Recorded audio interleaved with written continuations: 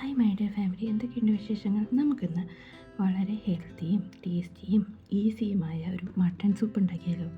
ഞാൻ കുറച്ചിവിടെ mutton piece എടുത്തിട്ടുണ്ട്. സൂപ്പ് ഉണ്ടാക്കാൻ എപ്പോഴും എല്ല് ഭാഗമാണ് വേണ്ടത് കേട്ടോ. ഇനി നമുക്ക് അത് ക്ലീൻ ചെയ്ത ശേഷം അതിലേക്ക് ഒരു അരപ്പുണ്ടാക്കാം. അതിൽ കുറച്ച് ഇഞ്ചി, വെളുത്തുള്ളി, കുരുമുളക് എന്നിവ ഞാൻ ചേർത്തിട്ടുണ്ട്. എപ്പോഴും പച്ചക്കുരുമുളകോ ഉണക്കക്കുരുമുളകോ ഇതുപോലെ അരച്ചെടുക്കുന്നതായിരിക്കും ടേസ്റ്റ് കൂടുതൽ. പൊടി വേണമെന്നുള്ളവർക്ക് അങ്ങനെ ചേർക്കാം. ശേഷം കഴുകി വൃത്തിയാക്കിയ നമ്മുടെ മട്ടൺ പീസ് ഞാനൊരു കുക്കറിലേക്ക് ഇടുന്നുണ്ട്. അതിലേക്ക് അരച്ച് വെച്ചേക്കുന്ന അരപ്പ് ചേർക്കാം, ഉപ്പ്, പിന്നെ കുറച്ച് മഞ്ഞൾപ്പൊടി, ഇതെല്ലാം കൂടി ചേർത്ത് നന്നായിട്ടൊന്ന് മിക്സ് ചെയ്തെടുക്കാം.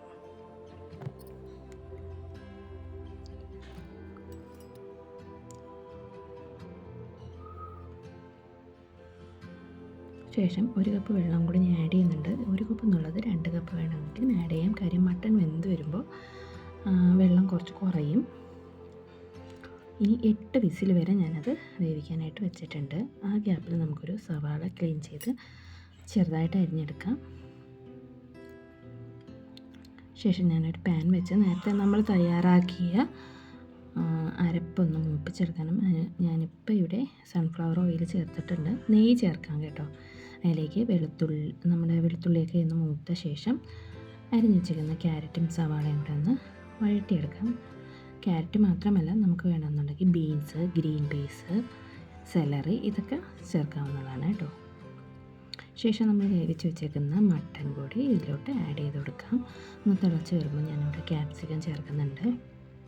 കുറച്ച് മല്ലിയിലയും ചേർത്ത് നന്നായിട്ടൊന്ന് തിളപ്പിക്കുന്നു. ശേഷം കുറച്ച് സോയാ സോസ്, കുറച്ച് ടൊമാറ്റോ സോസും കൂടെ ആഡ് ചെയ്യുന്നുണ്ട്. ഇവിടെ ഞാൻ വെച്ചേക്കുന്നത് നമ്മുടെ കോൺഫ്ലവർ കലക്കിയതാണ്. 1 ടേബിൾ സ്പൂൺ കോൺഫ്ലവർ ഒന്ന് വെള്ളത്തിൽ കലക്കി എടുത്തിട്ടുണ്ട്. നമ്മുടെ സൂപ്പൊന്ന് തിക്കാവാൻ വേണ്ടിയിട്ടാണ് ഇത് ചേർക്കുന്നത്. ഒന്ന് തിളച്ച് നന്നായിട്ട് വരുമ്പോൾ നമുക്കിതും കൂടി ഒന്ന് ചേർത്ത് കൊടുക്കാം. ശേഷം നന്നായിട്ട് മിക്സ് ചെയ്ത് കൊടുക്കുക. അപ്പോൾ നമ്മുടെ സൂപ്പ് ഇവിടെ ഏകദേശം റെഡി ആയിട്ടുണ്ട്. ശേഷം ബാക്കിയൊന്ന് മല്ലിയില കൂടി നമുക്കൊന്ന് ഇട്ട് കൊടുക്കാം. സൂപ്പ് എപ്പോഴും ചൂടോടുകൂടി കഴിക്കുന്നതാണ് ടേസ്റ്റ് കേട്ടോ. ഇഷ്ടമായെങ്കിൽ എല്ലാവരും ഒന്ന് ട്രൈ ചെയ്ത് നോക്കുക. നിങ്ങൾ ആദ്യമായിട്ടാണ് എൻ്റെ വീഡിയോസ് കാണുന്നതെങ്കിൽ സപ്പോർട്ട് ചെയ്യുക, സബ്സ്ക്രൈബ് ചെയ്യുക. Thank you.